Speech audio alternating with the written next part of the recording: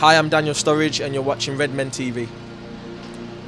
Jack, what was your thoughts on the starting 11 then, and the players at the start of the game? I think a lot of people would have rather have seen Sacco start the game. Lovren's come in for a lot of criticism. We've spoken about him on the show a lot in the past, haven't we?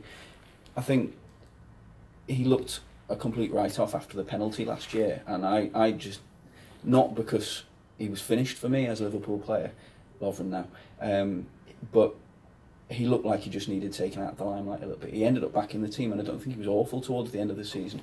That was the one sort of surprise a little bit with the starting 11. He's won a lot of plaudits after that performance. He has done. That was a cracking performance. He cleaned out two he set the really tone strong headers. In 5 minutes in, when he cleared from that corner, yeah, he set the tone for the defence for the rest of the game there. Because you're thinking, I thought he did anyway, I thought it was a commanding header. Yeah. And I thought, I've criticised him more than most people. I've been told I criticised him on the build-up show last week. And I might amongst many others. I've wiped the slate so many times with him. we have literally wiped the Dejan Lovren slate clean about 5 times in the last 12 months. But you know what I found really most interesting about it? When he was at Southampton, he had Schneiderlin and Wanyama in front of him. Yeah. We played the 4-2-3-1. He's got 2 deeper line midfielders in Henderson and Milner playing in front of him. And he looked a lot calmer, a lot more comfortable. And I don't know, last season we didn't play with those 2 sort of a little bit deeper. So I think that might have something to do with why Lovren's... And we changed it a lot, didn't we, last year? Yeah. It was different game to game as well. Dave, what do you think? The jury's still out, or positive steps? Positive steps. I think, like everybody else, I was pleased for him. When he played against Dortmund in the pre-season game last season, he looked like he was, just what we'd wanted. He thought that is the guy. Yeah.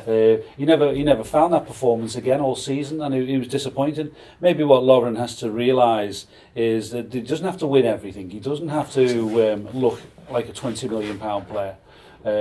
Just do the simple things well. He's got the stature. He's got the ability. He's quite calm in possession of the ball normally, but sometimes he tries to be something that maybe he doesn't have to be. Yeah. And if he just does the simple things. Granted, I thought he was a bit fortunate with the elbow because you could see that in a number of ways, but I did think perhaps he was a little bit over aggressive with the elbow, so it's a good job he did get booked. Yeah. But generally I think he'll be pleased, and like Jack pointed out, I mean, I would have been sort of more looking towards Sacco before the game. I would have chosen that team. That was the side I picked on Saturday, with the exception of Sacco, but he's done himself no harm. No. It's a bit. I think the elbow was a bit naughty, but it was a good indication, I guess, because I was actually thinking going into the game how everyone always tells us, well, one centre forward on his own, two centre backs can handle one. I was like, why can't we then? Why are we always getting embarrassed by one centre forward? But the targeted youth, they were kicking him left, right, and centre and stuff, and I think that just a little bit of nastiness. It's not something you want to typify Liverpool. You don't want to become known for that. But I think it's nice that the strikers will look at it and go, I'm going to get battered here. And it may be, if that's just a little percentage in the back of their head, you know what I mean? It might put them off or something going into future. I'm not against centre half sort of dishing a little bit of. Let's call it gamesmanship. Yeah, I mean, when you get on the pitch, you cross the line, anything goes within reason. Of course. And that we have a nasty streak in our team. We had, Liverpool have had plenty down the years. It's no bad thing for teams to fear you, rather than feel that we're going to play against a team of pussycats, a team who like to play football and they let you get it down on one thing or another. You've got to be able to mix in. You've got to have those reputations. Yeah. So it's nice that they're sort of they're just shown on national TV that there's more to them than just being pushed and shoved around. And you look at the pair; they look like scary bastards. But you're dead right. You did feel at times last season like they were a little bit soft. You know what I mean? And you should do this. Martin Skrtel is a terrifying looking human being. He doesn't have to do much.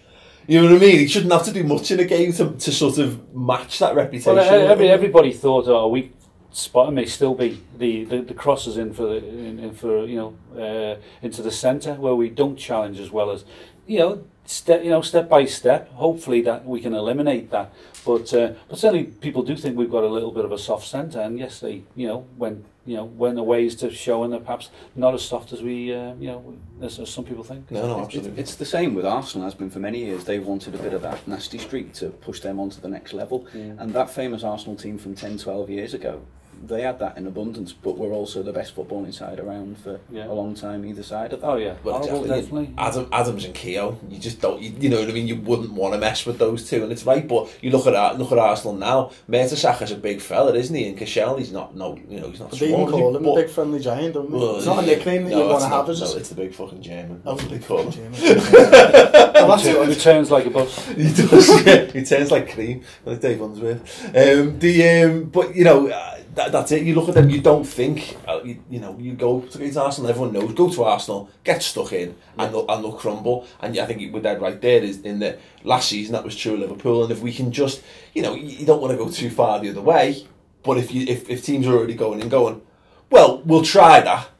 And if we're able to stand up to it, then it's going to stand us in very good stead. I think. Yeah, it's also valid as well. The protection that is important, and I think we're going to look quite steady in that sense. Milner and Henderson look well capable of covering a lot of ground and doing the job both defensively and sort of supporting the forward thinking midfield players. Yeah. What do you think? What do you think of their performance, Chris?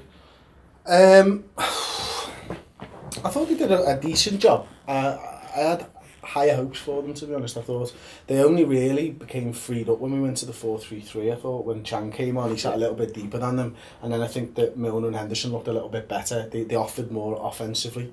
But going back to the very top point, I think we were very pragmatic in our approach, and I think their performances, it skews it a lot, doesn't it? Yeah, their performances were due in part to that pragmatic approach. We didn't want to overcommit going forwards. We wanted to make sure that we kept it nice and tight at the back, and as such, I think everybody on the team sort of played within themselves for large portions of the game. I found myself thinking that Henderson was putting in a really, really strong performance in terms of what he'd been asked to do, but at the same time I was really frustrated that we weren't seeing him make those bursting. Well, there was a point where he looked like he was doing an impression of the latter day Steven Gerrard in the first half, sitting deep and playing long balls and trying mad crosses and stuff. But then in the last 20 minutes or so, when he's bursting in beyond, he's getting into the box, you're thinking, that's the Gerrard impression. If you're going to do a Gerrard impression, I'm being a little bit unfair, but if you're going to do that, that's what you want to ape, isn't it? You know what I mean? Yeah, that would be dynamic. Get into the box, support the attack, and a couple of just, that misplaced cross on the half volley or whatever to Benteke. It's poor execution in the end, but my God, it's that made a difference. That got the crowd up. We're getting into dangerous positions all of a sudden, and he looked far better for it. I mean, what do you think? There's that, because it looks like they're going to be the preferred two. They're pretty much going to start every game that they're available for. Do you like them in that as a two in front of the back four, or would you like to see them? If they get the licence to move forward, then that will be an asset going forward. But there's some games that you've got to sort of, we've said already, have a pragmatic approach, and yesterday was certainly one. I mean, Whelan and Adam are two sort of like difficult opponents in the midfield, they're combative. So they had to be sort of. They had to be careful yesterday. They could sort of just go diving in and allow Stoke to move forward. So I think overall it was very disciplined, and I don't think you take too much from. I think there's going to be different assets that they're going to bring as the season goes. But yesterday, it was what it was, disciplined and played to the game plan. Obviously, when Chan came on, they did allow a little bit more sort of adventure. Yeah. And as we've alluded to, what Coutinho would have been told before the game and again at half time is, we're going to be solid here, do something to win this game for us. Nice thing we've got a player we can do that with, though. But hopefully with a little bit more detail, not in like the just run about and score a goal for us, Phil. Yeah, sounds like that. That's the way you should be. Keep it simple, don't complicate it. You just go make a nuisance of yourself and do what you do. And I just did it, Phil. Just be boss, yeah. Sam, go ahead on your way, lad. Could be the easiest team talk. Could be the easiest way. Yeah. Okay, stop. Okay, yeah, for those of you who are maybe new to the channel, you're thinking, what the fuck is he doing? Let them carry on talking. I was enjoying that. No, watch the full video on the redmentv.com. We've been doing this for 4 years now. Get used to the concept. Yeah, we've got the full show. We've also got an exclusive with Mr. Dave Fairclough, where I'm going to play him at a game of pool. Whilst also talking about his Liverpool experiences and some insight on the greatest Liverpool teams of all time. So do check those videos out on the redmentv.com. Their boss. It's completely free for a month, so you can take your trial. Start it now, enjoy the content, and if you like it, it's just £2 a month, and if you don't, fuck it off, get on with your lives, and just be happy, people. Nice one, I'll annotate that at the end of the video, click through, do it, see you there. I just love seeing a big fella just going like, nah, I'm bigger and stronger than you, nah, get off. Fantastic, more of that, please, Christian. Sticking with Belgians, Mignolet, there was a weird thing, Jack, in amongst the away crowd, and maybe it was just the people standing by me, because it's always the person behind you. The voice of dissent is always comes from behind you, it's never in front.